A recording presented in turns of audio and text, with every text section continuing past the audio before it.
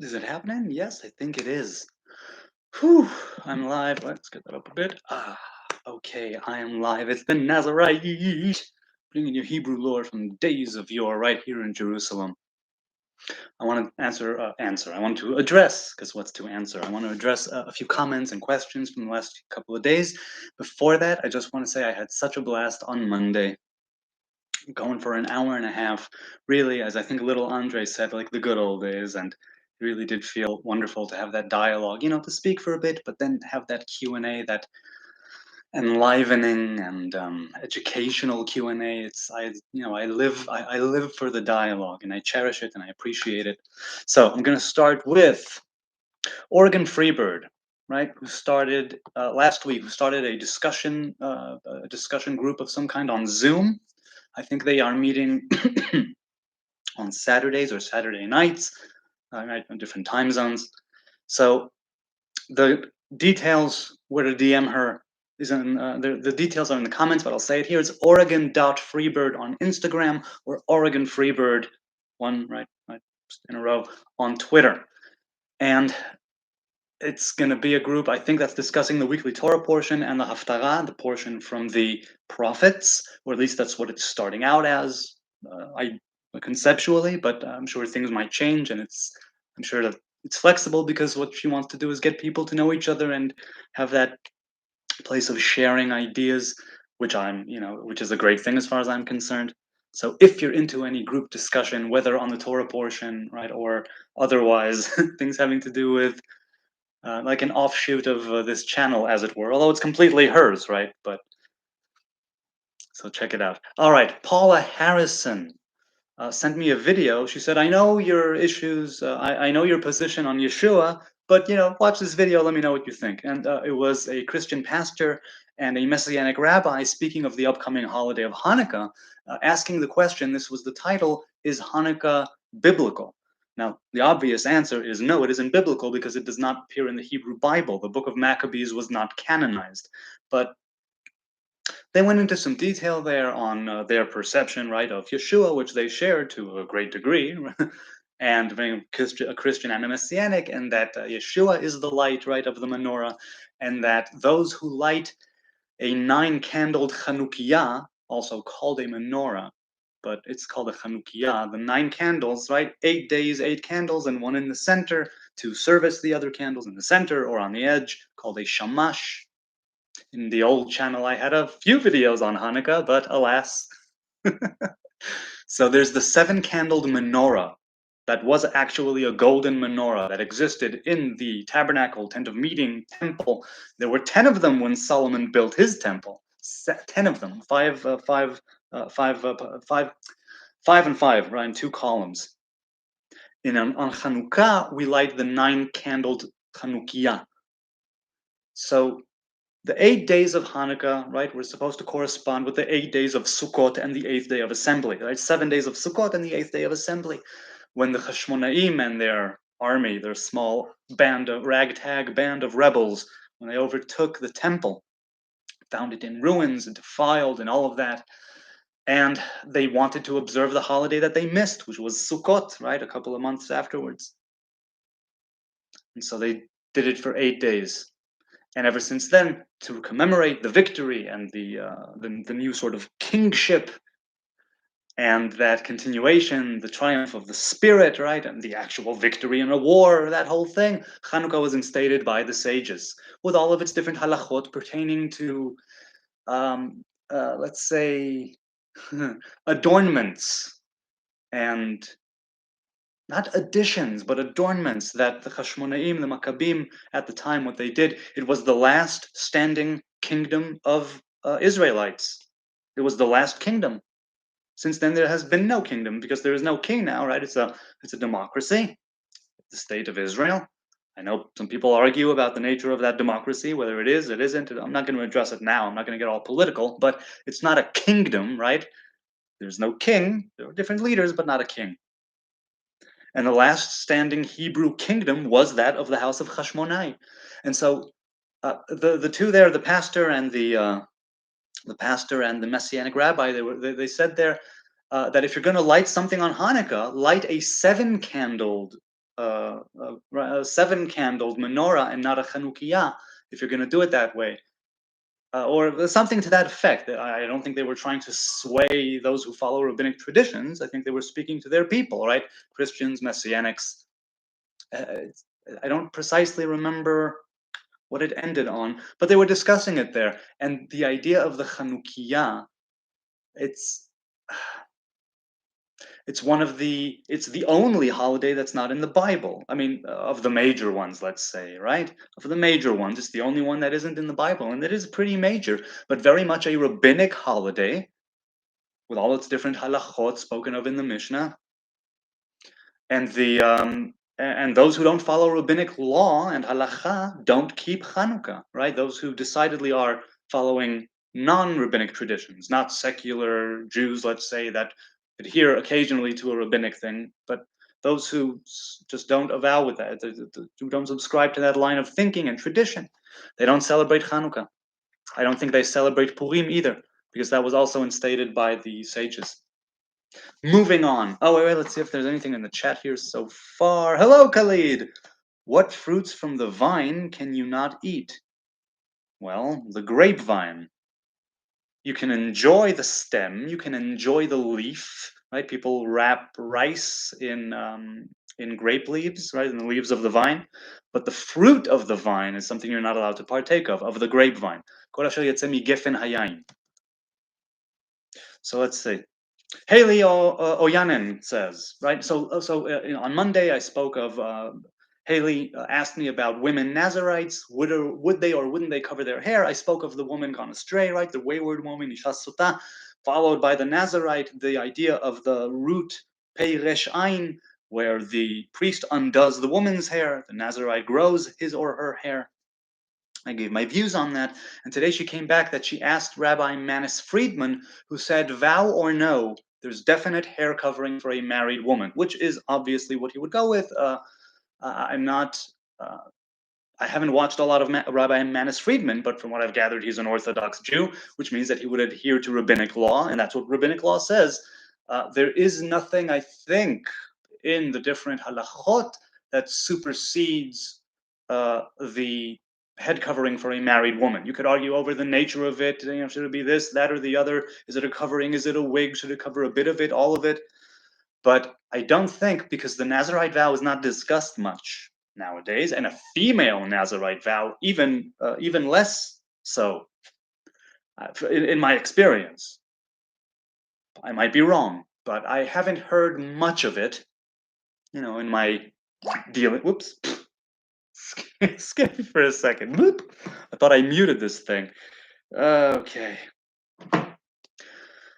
So definite hair covering if you're Orthodox, which was a given, of course. I could see how that's the case, and I think I said the very same thing. Speaking like halachically, technically, that's what it would be. Yodidiahu says, "How's the Holy Land? Did you go to the Temple Mount since you've been back?" So the Holy Land, I answered him, is still very, still holy. Did I go to the Temple Mount since I've been back? No, I have never, ever, not once, been to the Temple Mount. Now, years ago, it was because I was Orthodox, and it's disputed in halacha whether or not we are allowed to ascend the mountain without the laws of purity, right? Without being pure. Meaning we are all technically halachically defiled in every which way, pretty much. And, right, chiefly defilement of death, which is called avi avot hatum'ah, the father of the fathers of impurity. Which means that because we don't know precisely where the location of the holiest of holy, the area that was only for Israelites who are pure, because we don't know where these locations are precisely, we don't know where we are stepping. We don't want to accidentally step in a place that's reserved for only pure Israelites, Levites, priests, high priest. We don't want to step. We don't want to misstep and cross any boundaries, because we are still defiled, technically, halachically. And while there are many offerings and different things that can be done when Israelites are defiled as a people, certain places you shouldn't go to. And the holiest of holies is one of them, because that would be traditionally once a year, the high priest, Yom Kippur, he goes in there, does his thing. Otherwise, pretty much no admittance. And if you don't know where you're stepping, you could be going against the Torah, and so it's better to abstain. On the other hand, there is reasoning for going into the Temple Mount. Now, I'm not Orthodox, really. I don't follow halacha one way or the other. I would go, but there is something I carry with me, right? Being raised in Jerusalem, lived in Jerusalem most of my life. I don't visit the Western Wall much either, because for the same reason that I wouldn't want to go to the Temple Mount right now, which is I don't want to see the temple in its ruined state. I don't want to be there under the control and authority of the Muslim Waqf. I would want to be there where no one is in control, and it's and it's ruled by the divine. And take that however you will. But right now, it's ruled by the Muslim Waqf, or maybe otherwise, it would be ruled by the chief rabbinate. And I don't know if I would want either one of them in control of that place. Kind of goes against. No, maybe I'm just pulling that out of my ass. Forget that. But either way, I wouldn't want to see the temple in its ruined state, regardless of whoever controls and has authority, religious or otherwise, over the geographic location. I don't like seeing the temple in its ruins. I walk around Jerusalem every day, and I see it in its beauty, and I see it being built all the time, more and more and more. There are things that were being built that were just like at early stages when we left for the Netherlands 3.5 years ago. And then when we got back, I see so much progress. I don't notice much of it. It was usually someone pointed it out to me. Hey, did you see this? Did you see that? Things, I'm not a great observer in some ways. But certain things I have observed, that have gone up, that have advanced, that have progressed. And yes, you can make an argument for preservation as opposed to progress. But that's neither here nor there right now. So I don't go to the Temple Mount, but I'm not ruling it out. And Yodidiahu said, tell me, you're a Levite, and presumably if you're a descendant of Levi, surely at some point in one of your past lives, you were at the temple, and you were at the Temple Mount. Do you remember any of it? I told him I have no offhand memory of being at the temple in a previous life, but I don't rule out going there. And even in its ruined state or insufficient, seemingly insufficient state, and I say only insufficient because I say we can be without the temple. I say we can rise up. You know what I say, right? Temple, Messiah, all that doesn't necessarily need to happen, although it could. We can transcend it. That's dangerous, perhaps, but I think we have it in us, human beings. So, the Temple Mount, going there, not going there. So I told him maybe if I have a physical visit there, it will jog my memory, but I don't have any memory of serving at the temple. Though I don't doubt that if I am truly, down the line from Levi, and traditionally I am, for whatever it's worth, my ancestors carried that ark, sang, guarded, did their jobs at the temple. And I seek to continue that covenant even in a world without a Hebrew temple. So that's how I'm doing. Oh, he continued on a different note and said, oh, wait, first let's see if there's anything in the chat before I continue. Okay, Ariel Marshall, hello, hi. Nice to have you back. Nice to be back. And many thanks for sharing your wisdom with us. Hey, you know what? These aren't my ideas many times. It's things I'm like spitting through, but many times I'm repeating other people's wisdom. I may have put my spin on it, but it's certainly other people's wisdom. Hope you enjoy the festival if you are celebrating. The Festival of Lights. I am celebrating in a few days. Yeah, Hanukkah is a very great time. It really, really is. Khalid bin Walid. Are there different vows for women who take the vow? No, it's the very same thing. It says in Numbers 6, right at the beginning, speak to the children of Israel, a man or a woman who wishes to take the Nazarite vow. Here's how it's done. So that's also why I think that the head covering wouldn't be an issue for me, but halacha says otherwise. Oregon Freebird, Nazarites are mentioned in this week's haftarah. Oh, what is it? Amos? Is it Amos? I don't recall, because I think that's where they're mentioned. Amos, Eicha, right? A couple of others, or right in the actual Torah, but that's not prophets. But okay, so hey, cool, very, very cool. So yeah, if the Nazarites are mentioned, I'm assuming it's the book of Amos from over there. Khalid says, you're right, the temple should be for all Abrahamic religions, not under Sharia. I would want it, right? That's what it says. It says, Ki beiti beit tefillah yikareh lechol ha'amim. My house will be a house of prayer for all nations. And I would want it to come at a time, if it is meant to be, to come at a time where we merit it through our own unity. And that building and those people serving there, all the sacrifices, whether grain or animal or wine, it will all be reflecting that which already exists within us as a unified human race, as one giant hippy-dippy family. And the building, the fabrics, the clothing, the precious metals, the animals, the grain, the oil, the wine, whatever it is just an expression of that which we seek. And until then, even if the building is erected, if it's filled with blood, if the streets of Jerusalem are filled with blood, we've been there before. That's in part what brought the destruction of the first two temples. The Torah and the prophets are very clear about that. There's no justice. There's no peace. There's no righteousness. Look at how you're treating each other. And we need to listen, or at least heed in some ways, if not verbatim, right, the words of the prophets. Look, pay attention to what you're doing. Pay attention. That building can be taken away. The streets are filled with blood, and nobody's lifting a finger. Now, I'm not saying this, I'm a part of this for sure, but just with the individual, not society. The prophets could speak of society. I'm speaking about the individual. Pay attention, be mindful. Look at where it is that you have been going, where it is that you want to go, and try to straighten your ways to embody that peace, that righteousness, that justice, all of those traits. Now, Chanukah. No, you know what? I'm gonna devote a different broadcast for Chanukah. Was there anything else? Yes, Yodidiahu said the laying of the hands.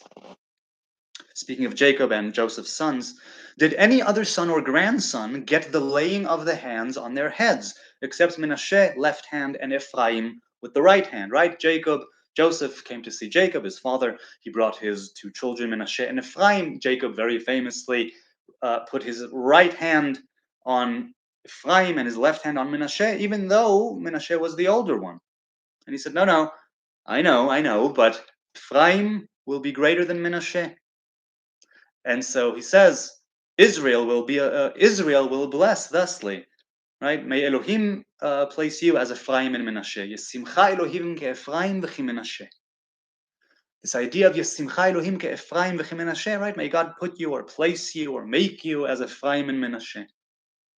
So I said, no, I don't remember another account of laying of the hands until sacrifices are mentioned. And later on, Moses and Joshua. But the next time hands are laid, if I'm not mistaken, is with sacrifices.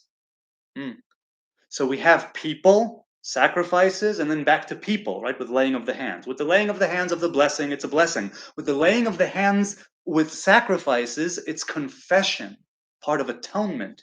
And then back to Moses, Joshua, and Joshua to the sages of his time, etc., until Rabbi Yehuda ben Bava. That's when the laying of the hands, what's called smicha, was cut off. And I told him then that the tradition continues in fathers and mothers blessing their children before the first meal or during the first meal of the Sabbath. And we say, Yesimcha Elohim ke'Ephraim v'chi Menashe. We lay the hands on the head, and then the priestly blessing. And for girls, it's Yesimech Elohim ke-Sarah, Rivka, Rachel, veLeah, right? The matriarchs. Blessing the children with Yesimcha Elohim ke-Ephraim v'chi Menashe. It's an instance where Jacob said, this is how Israel shall bless. This will be the blessing. May God put you place you as Ephraim and Menashe. And I thought that, I had a thought on that what of all the different things, why would that be the long-lasting blessing? And why would that be something that was instituted, let's say, or is it more instantiated in blessings of the next generation, in blessings of parents and children, rabbis and masters, and when they lay their hands? This idea of Ephraim and Menashe is that biologically, due to the nature that was outside either one of their right of their control, let's say. Menashe was born first. Menashe was the firstborn. And Jacob says, I know what the biology is. I know what the timeline is. I know what the reality is. But I also know something else. I know that the reality long term is that Ephraim will be greater than Menashe. And so I'm going to do something different. I'm going to cross my hands and put Ephraim before Menashe and put my right hand on Ephraim's head. And in doing so to our children, it's also the blessing, right, of be great, be awesome, be like Ephraim and Menashe, right? We had Yehoshua from Ephraim and others. And it's also something like, don't let something predetermined determine everything else for you. Remember that you can change things. Remember that you have that free will and you can develop the foresight to not ignore, but to see further than seemingly what's been determined for you. Put Ephraim before Menashe. Joseph takes his father's hand and he wants to take it off of Menashe's head, off of Ephraim's head, and Jacob stops him and he says, no, I know. He will be great, but he will be greater. Ephraim is before Menashe. Even though biologically, traditionally, chronologically, everything that has to do with order is that no, Menashe should get the firstborn's blessing, the right hand, the hand of strength. Nope. Jacob says, I'm thinking, I can see further. That guy, the younger guy, he can have the upper hand. And there's a lesson to be learned there, which is that we can, I think, right, with the blessing to the kids, if we believe that there are things that are predetermined, we can also believe that we can determine our own outcomes. And you could argue over percentage and the secret and all of that. I'm not saying there's no action involved, and I'm not saying it's 100% across the board. But I think that there's a great lesson to be learned from the fact that the laying of the hands still continues, not with the smicha that ended right at the time of the Second Temple, but with children and parents, right? And parents blessing the children. I honestly don't know how far it goes. Maybe it's a very recent, let's say, Hasidic invention. It still carries weight. It's still a tradition, even if it is a new one. I don't know how far it goes. I wonder. I'm going to do some research into this. How far does it go? This tradition of placing the hands on the heads of the children and giving them this blessing. I wonder. I don't have no idea, but I love the idea of it. It's like you can be wherever you think you are in the hierarchy. You can turn it over. You can be great. You could rise up, even though things seemingly have been predetermined and you are younger, less experienced, whatever the insufficiency or inadequacy that you think that you have, it can happen. All right, let's go. Khalid says, are people still religious in Jerusalem? Or are they becoming more modern with American culture? Well, many of the people in Jerusalem are religious. Demographically speaking, the Haredi communities and the Muslim communities have a lot more children, I think, statistically, and religious and national religious as well, not just Haredi. So yes, religious people are still, many of them in Jerusalem. From what I've heard, uh, the secular, let's say, people, or ones who are less inclined to see a more religious Jerusalem, less for it, they're leaving certain areas of Jerusalem or perhaps the city at large and moving to other places. This has been going on for a while, combined with the fact that those demographics keep having more and more children. Many people are still religious in Jerusalem, for sure. It's still a very religious city, and that's that's pretty much it. They becoming more modern. Yes, there is of course the Western, let's say, culture. Israel is by many standards, a Western sort of country. And so even though it's in the Mid East, there's a very Western vibe here. I don't know if I can. I don't know with what certainty I can say it because I don't travel much, but quite certain that if I can do this, it's still more, very modern, more American. When I was growing up, I sort of resented the Americanization that was going on a little bit. I understood its utility, and I understood to the degree that a child can. I got it. My parents are American. I'm an American citizen, right? But I didn't enjoy seeing it because I didn't feel that. I felt like I wasn't seeing enough of Jerusalem in Jerusalem. I can't explain really. Maybe I felt like the Americanization was taking over.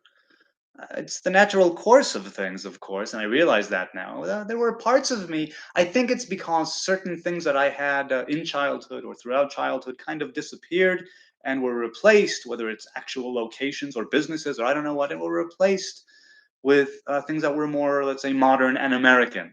Now, I, of course, am part of Western culture in that sense, and I don't think I'm that far apart. At the time, I was like, no, we need to be Israeli. We don't have to be little America. That was the thing. That's what got to me. We were trying. Maybe we still are. I don't know. But at the time, just through the eyes of a child, it seemed to me that we were trying to be America Junior. That doesn't mean it's totally bad, but I didn't see, I suppose, enough of the good in my mind, being of a relatively, being a child's mind. I only saw things that were like, it just didn't sit right with me. And now I don't know. Maybe it's more American, maybe it's less American. I mean, in the modern culture sense of it, not necessarily USA American. But let's see. So definitely more modern. Ariel says, "Do you feel like we need Eliyahu Hanavi to clarify halacha for a positive future?" Well, certainly, that he who is able to clarify halacha for a positive future, it doesn't have to be Eliyahu. Traditionally, right? There's the word teku, which means kind of a standoff. Taku, they say, is an acronym for Tishbi Taretz Kushiyot Ve'ayot, or Kushiyot Ve'she'elot, meaning the Tishbi, Eliyahu, the Tishbi will resolve difficulties and conundrums, right? Problems and questions. Many people are waiting for Eliyahu based on the words of Malachi at the end of Malachi, right? I'm sending you Eliyahu, the prophet, before the coming of the day of the Lord. So a lot of people are waiting for Eliyahu to clear up different things having to do with lineage, tribal affiliation, who the king is, who is the Messiah, who is the king. To the sons and my connection is unstable. Please wait while we try reconnecting. Go on YouTube, try to reconnect. Ding, that's gone. Maybe I'm fine now. Maybe I was fine all along. Maybe I'm never fine. YouTube is causing me to doubt myself existentially. So, yes, Eliyahu, v'heshiv lev avot al banim, right? The hearts of the fathers he will return to the sons, and the sons unto the fathers. So there's that purification, there's that sifting that's supposed to be facilitated through the arrival of Eliyahu Hanavi. Do we need Eliyahu? No. Eliyahu is the messenger of the covenant, as it were. He's the one who, I've spoken of him in different videos. I won't get into it now, but we don't need Eliyahu Hanavi necessarily, right? We can embody that Eliyahu. We can be messengers of the covenant. It's about putting in the work. It's about knowing who you are. It's about ascension, as it were, and getting to know yourself, becoming that vessel, like a prophet. But certainly to clarify halacha for a positive future would be a good thing. Because even though halacha seeks to make a unified path, not everybody goes by the Shulchan Aruch, not everybody goes by the Rambam, not everybody, in many cases it's one and the same, but I digress. There are different halachic traditions. And I think that nobody will give up their own. What are you going to do? Different traditions, and nobody's going to give theirs up. So somebody to clarify and make a unified path of halacha for those who keep it, I think will be a positive thing. I think so. But do we need it? I don't feel like we need Eliyahu to clarify halacha. I think we need someone very brave with some cojones to stand up and once again try to rally people to the cause of smicha, of laying the hands from a master to a student, right? From master to apprentice, rabbi to student to pupil, and continue and restart and reignite that fire. That fire, right? With Jacob and Menashe and Ephraim, that fire of Moses and Joshua, that bestowing of spirit, it makes a comeback. And prophecy makes a comeback. And all of these make a comeback. All right, God will pour his spirit upon all flesh. That's what it says in the book of Yoel, if I'm not mistaken.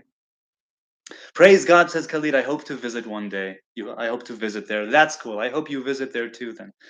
Yodidiao says, I heard America is like Lavan. He's always tricking Yaakov.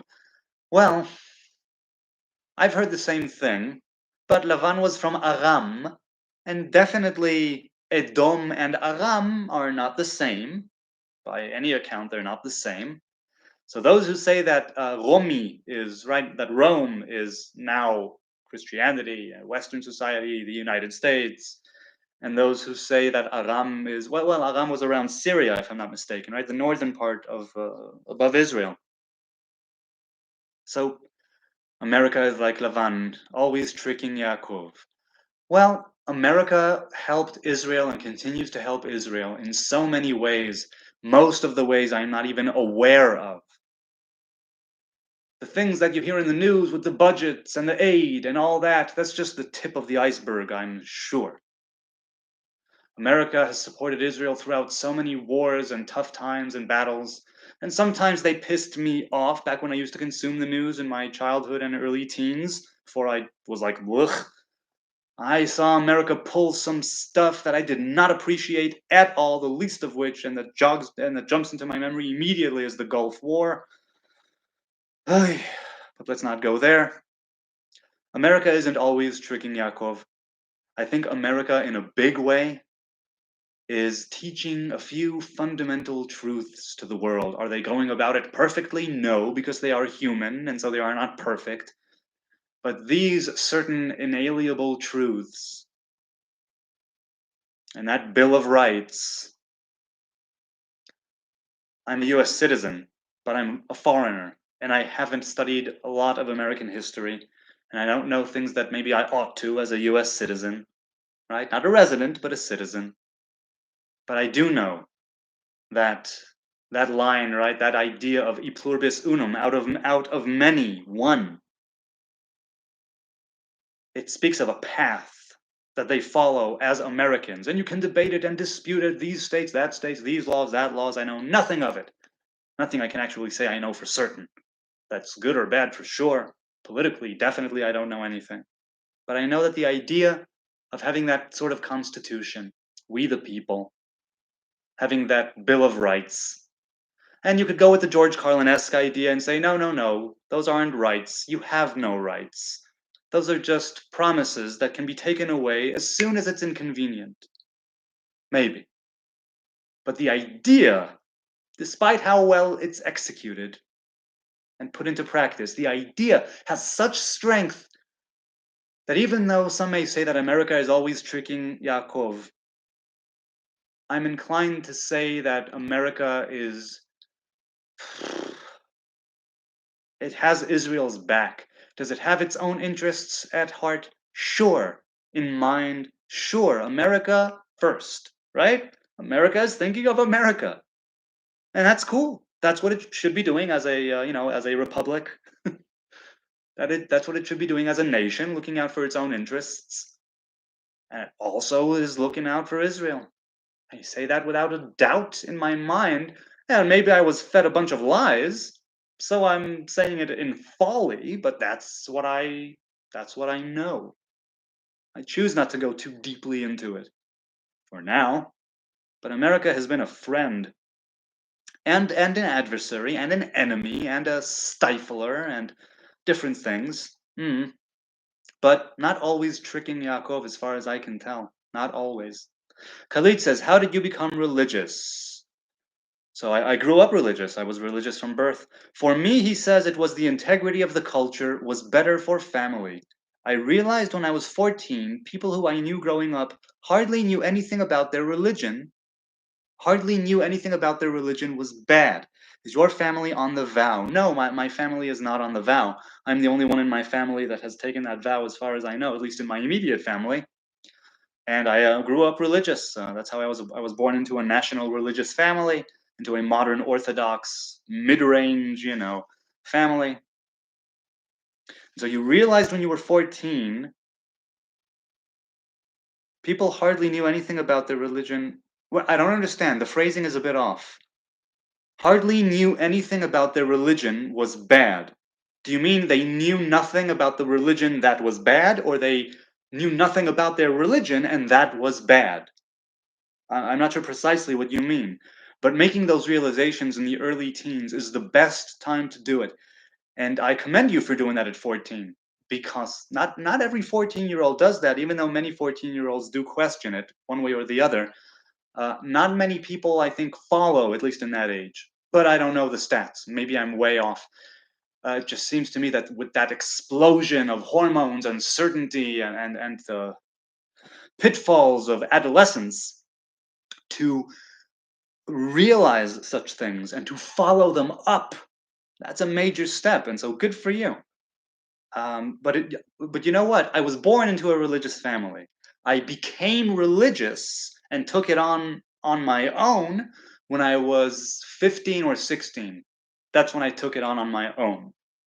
Right? The organized religion, which I followed, right? Halacha, which I followed, and more strictly than my parents in some ways, I might add.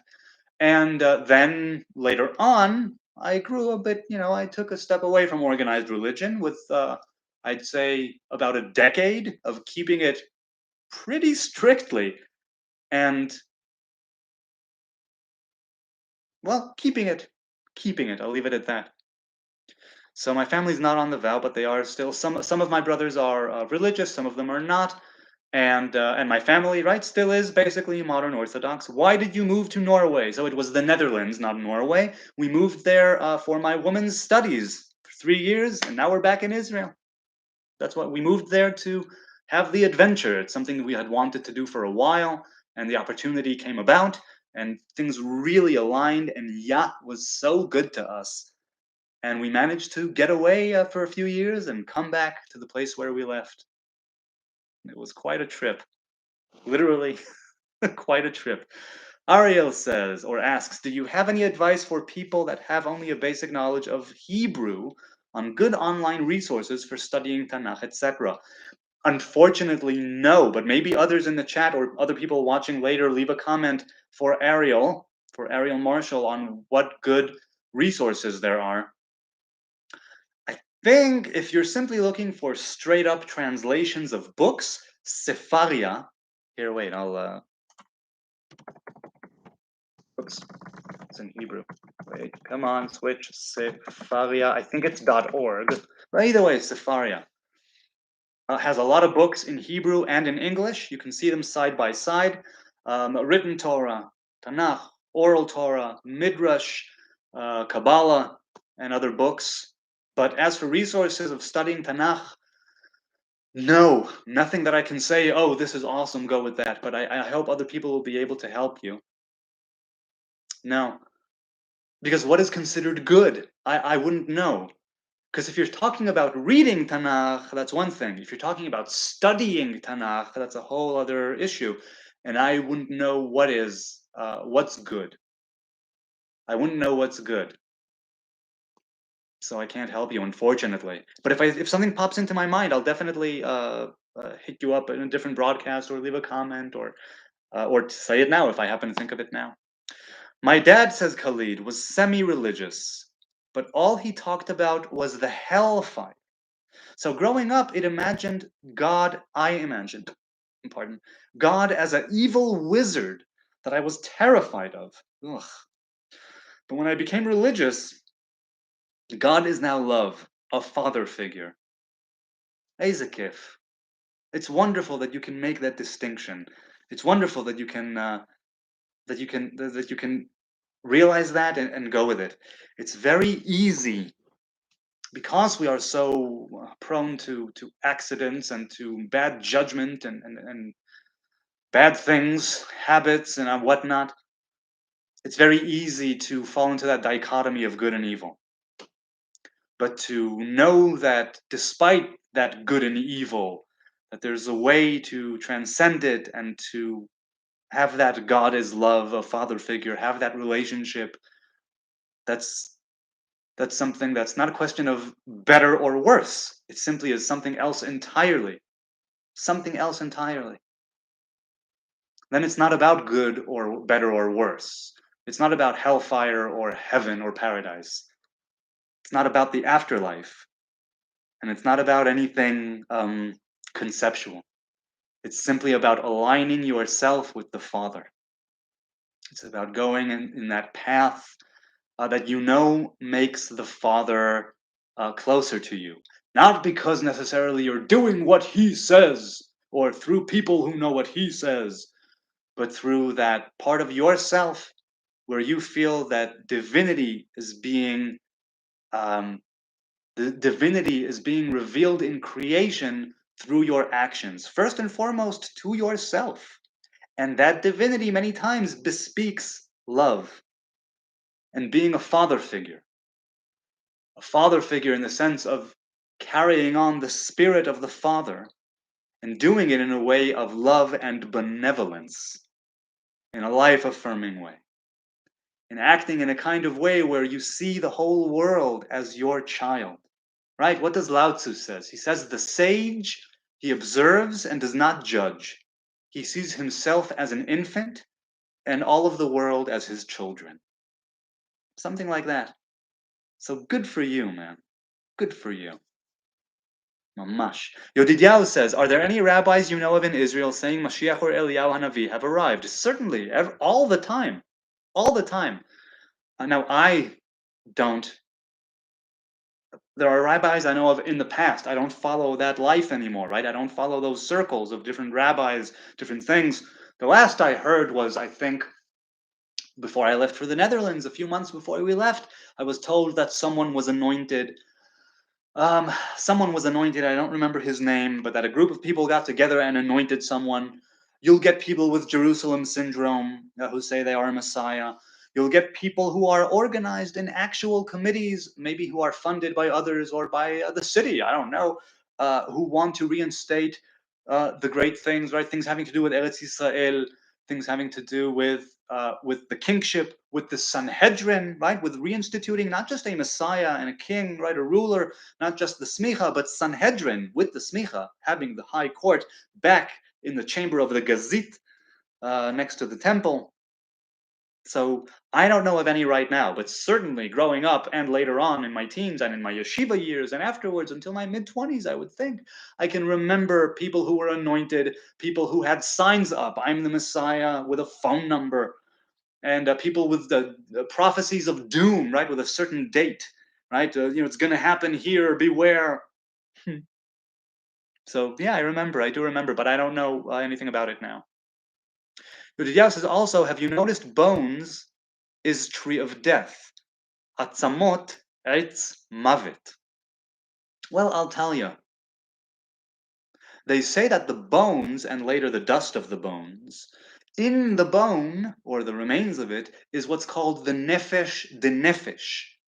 Right? Traditionally, the soul or spirit, all right, it's 5 different levels: nefesh, ruach, neshama, chaya, yechida. Each of those, right, fractals out into 5 and to 5, right? Nefesh has nefesh of nefesh, ruach of nefesh, neshama of nefesh, and so on and so forth. Each of the 5 have 5 of their own, 25, and later on it can go more and more, but it's the basic 25, 5 times 5. And that the nefesh, the lowest part of the lowest part, as it were, and there is no high and low in the spiritual realm, but there is high and low in this world, in our perception. The nefesh, that lowest of the low of the sparks of divinity, if you will, resides in the bones. And this also has to do with different verses, and it also has to do with, let's say, the verses of the dry bones in Ezekiel. There's something there that is awaiting resurrection, and that's the nefesh de nefesh. There's still a tiny, tiny thread of divinity that is in that corpse, so to speak, in the bones, in the very physical nature that does not disappear and that is awaiting the resurrection, something like that.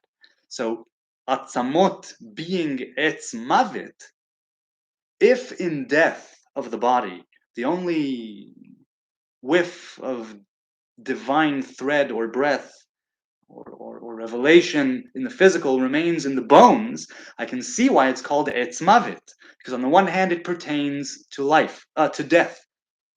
The nefesh that remains in the bones even after the burial, that tiny thread, right, in the bones.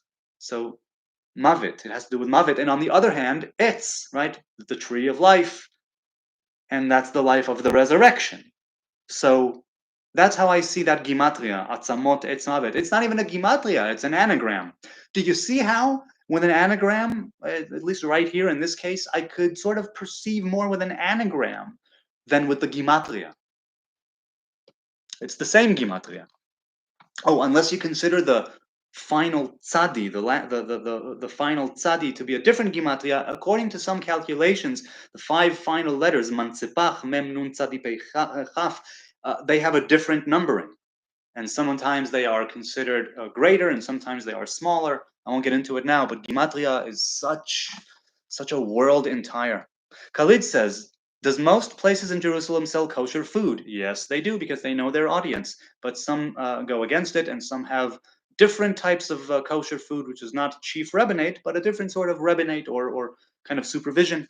Do you have to go to certain restaurants? So you do have to go to certain restaurants, but the majority, I would think, of food that's sold in establishments in Jerusalem is kosher. Yes, I would think so.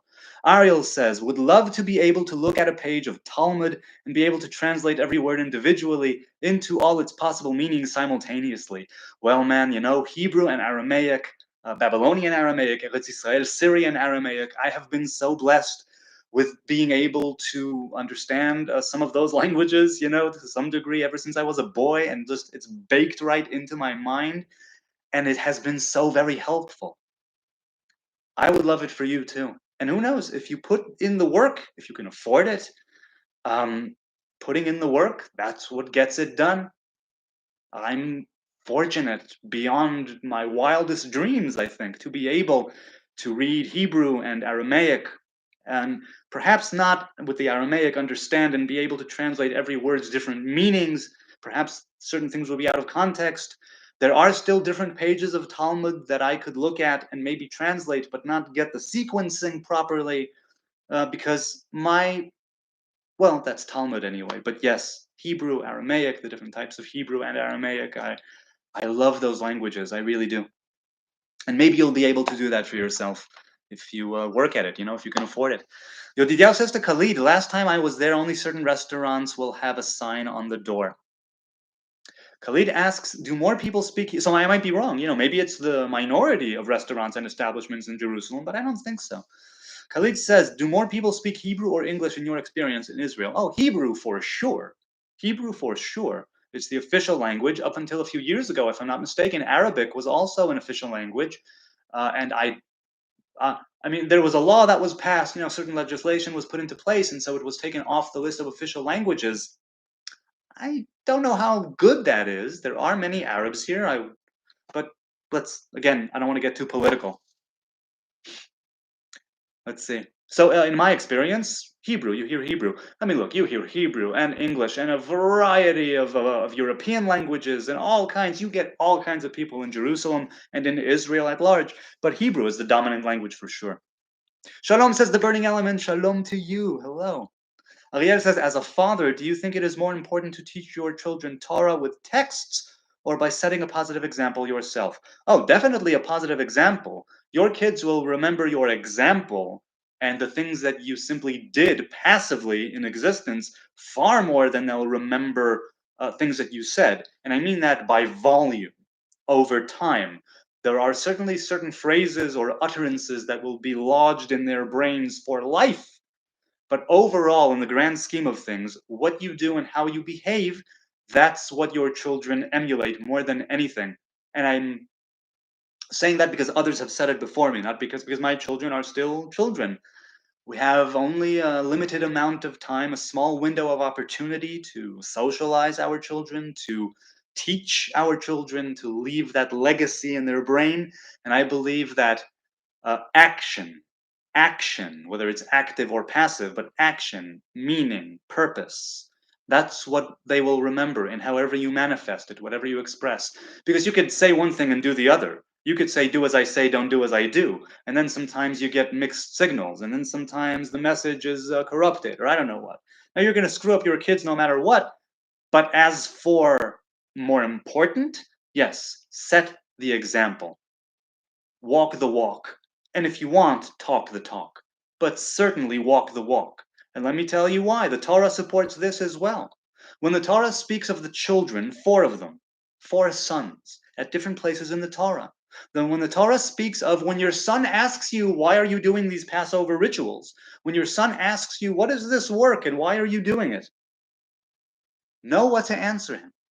Answer, right? We were in Egypt, we were slaves, God took us out. Now, if you were just teaching the child, you wouldn't have to ask, you'd be teaching him.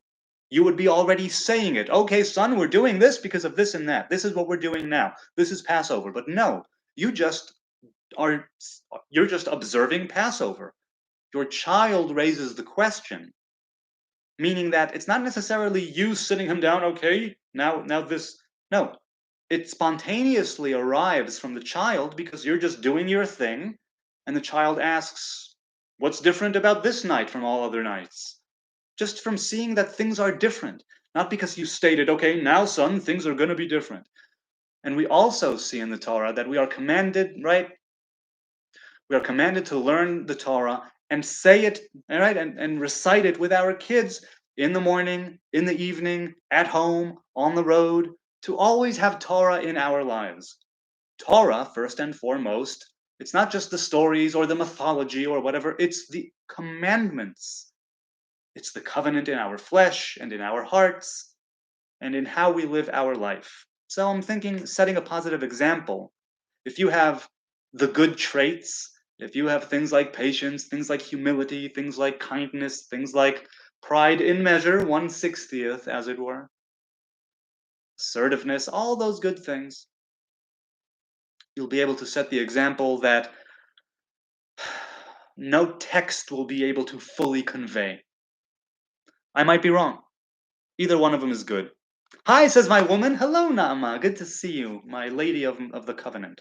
The burning element says, question, what does Yahu mean in Hebrew?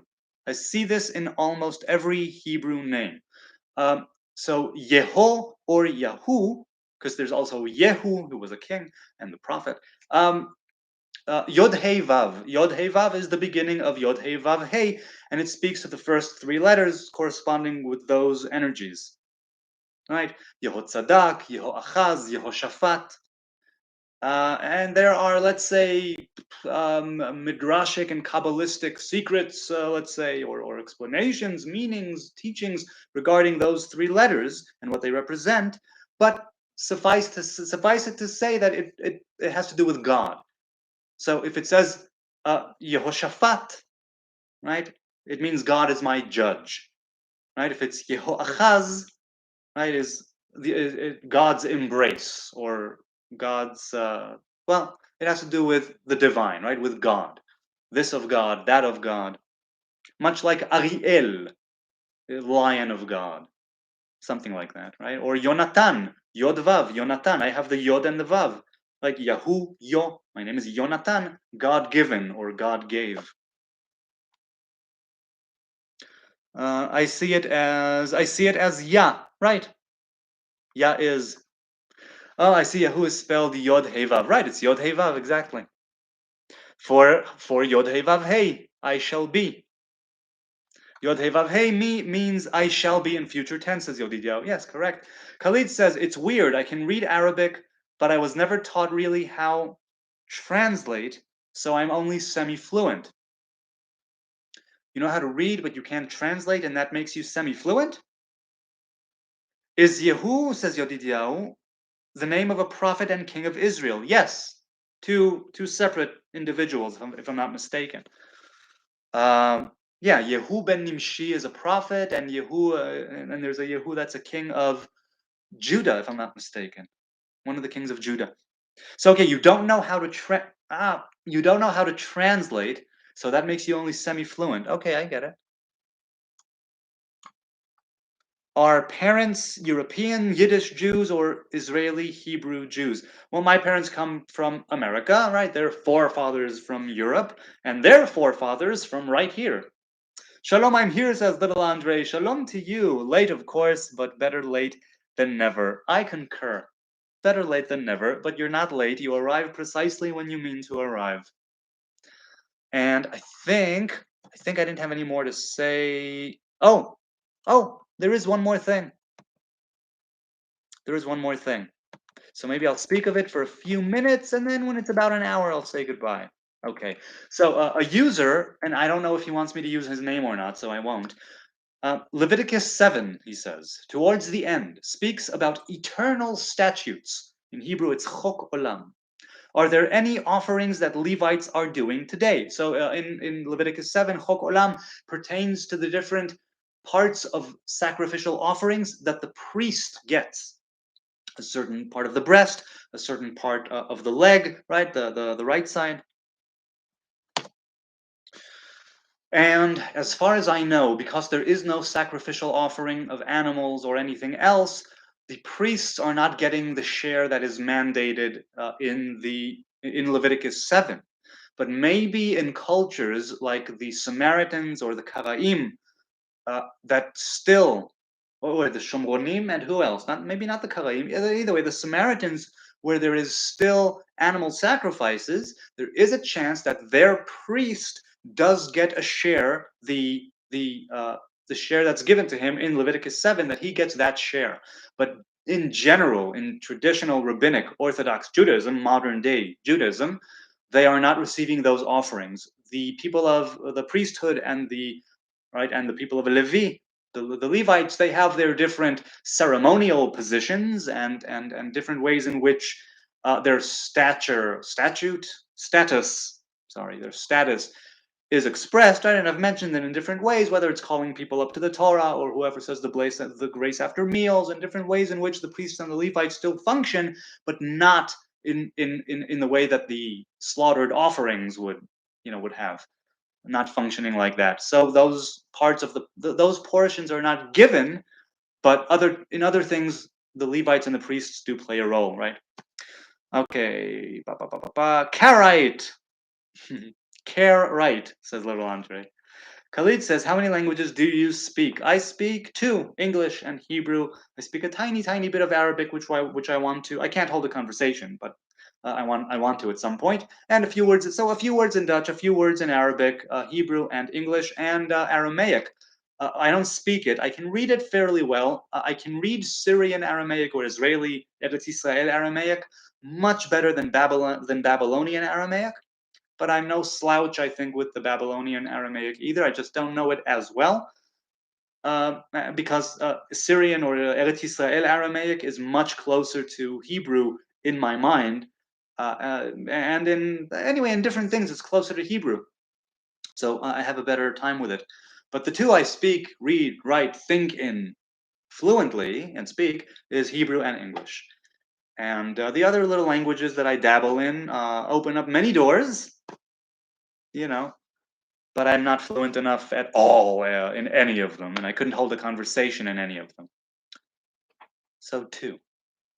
Little Andre says, and Nazarite-righteousness is what it's all about. Inshallah, righteousness, proper righteousness with humility, with patience. Go to the bathroom, baby. Go on. Go on, go on. Khalid says, I hope I didn't wake you. Maybe I did. Khalid says, how did your parents react to you taking the vow?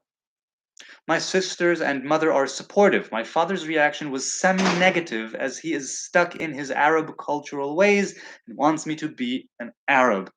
Well, my parents still don't fully get it, I think, and they don't understand exactly why I do what I do, and I don't expect them to, but they are supportive and not sometimes.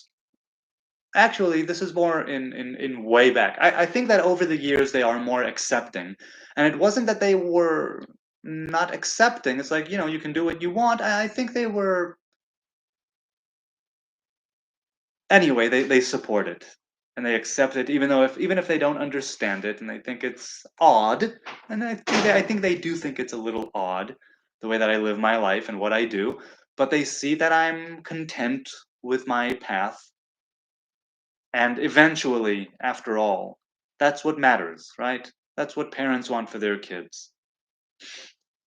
To do their thing, to find contentment, to lead a meaningful path, and maybe some happiness every now and then thrown in there, good health and comfort and all those good things. So how did they react? I think they I think they didn't quite know how to take it, but over the years they have, yeah, they've grown, more accepting, I think. I think so. Khalid says, I'm half Nigerian, so I always consider myself Afro-Arab, as I was raised mostly by Nigerian grandparents until I was 16. Voila. So that they did most of the raising. So definitely Afro-Arab. Definitely. The Burning Element says, I like to learn from a website called koshertorahschool.com from Rav Ariel Bar Tzadok. So I've heard that Rabbi Ariel Bar Tzadok is the man. I don't know anything about him, and I haven't listened. Maybe an occasional video I have seen, but not enough to really know the rabbi and what he and what he and what he does, right? But I've definitely heard the name, and always in positive ways, I think. So yeah, maybe check that out. Little Andre says, tell people about Karaite Judaism, especially the Christians, of whom many still don't know what it is. Or send my regards to the Karaite community in Yerushalayim if you want to honor me.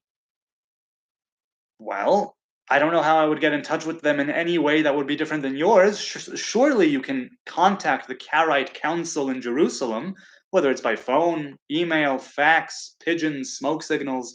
I'm sure you'll be able to work it out. If you specifically want me to do that, I think I'll do it. I can call them up tomorrow. Hey, I have a YouTube channel. This guy wanted me to give to what?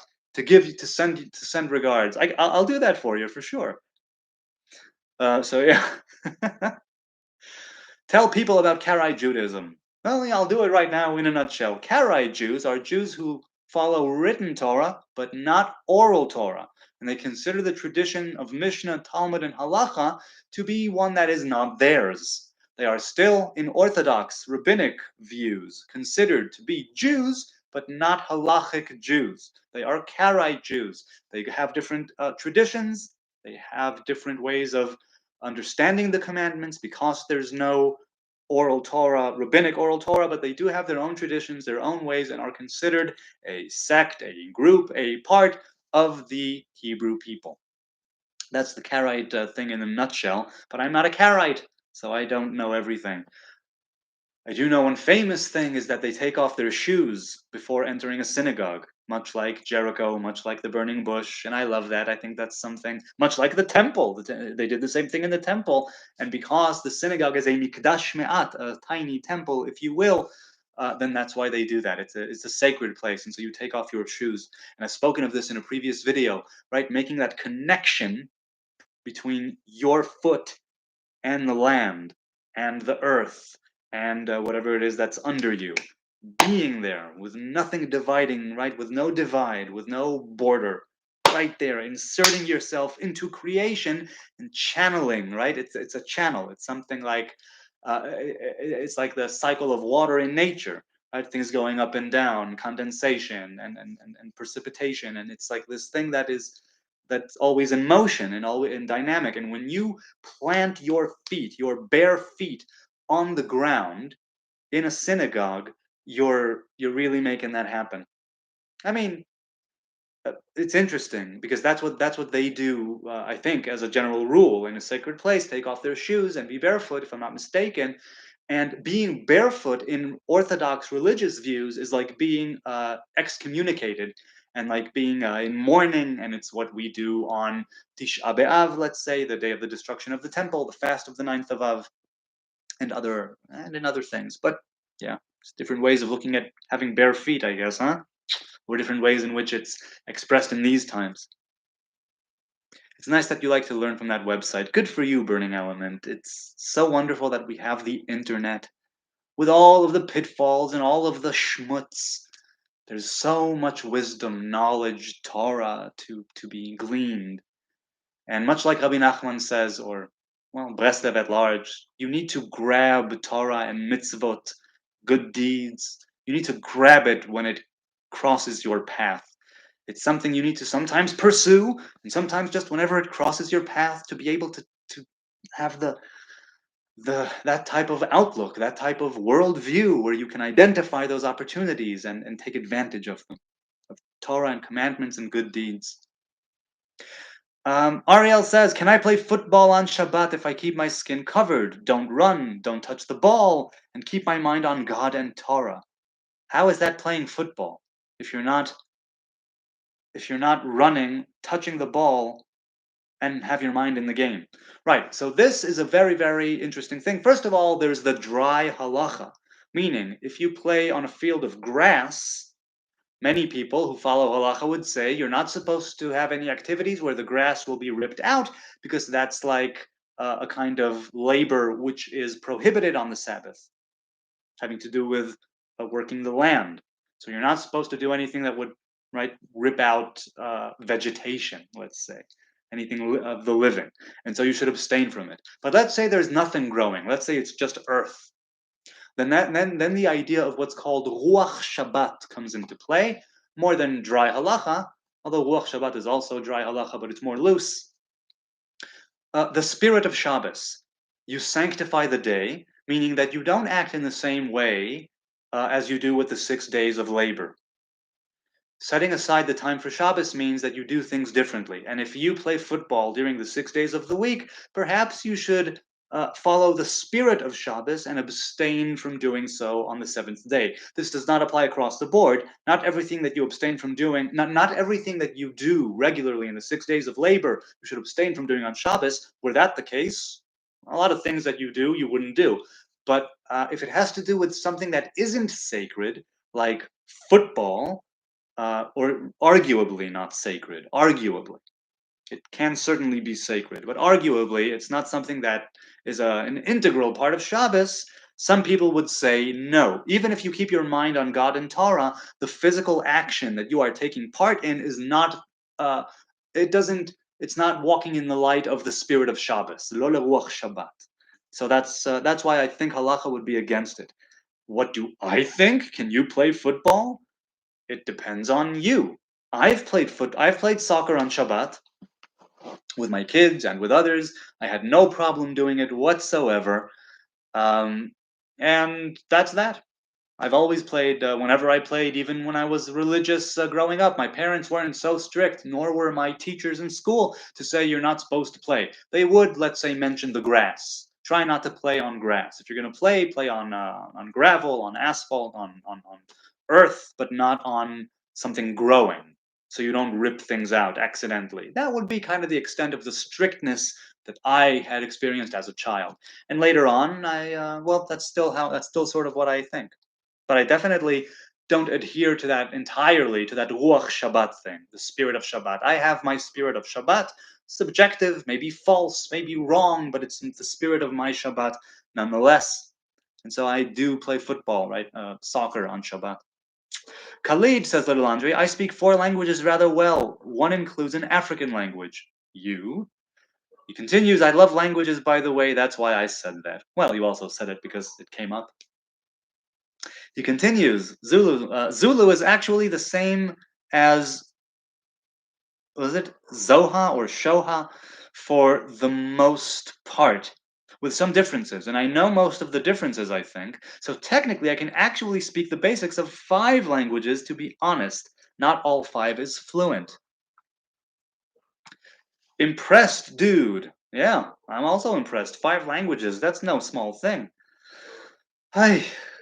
To be able to speak another language, to be able to read or write or speak, right, and express yourself in another language, to have fluency in another language is to also tweak your brain and open it up to a whole other, certain things, from what I've gathered, turn on in the brain the more languages you speak, because you can think in different languages. You have a richer vocabulary. You have a richer library of of different phrases and different adages, let's say proverbs, anything of the sort.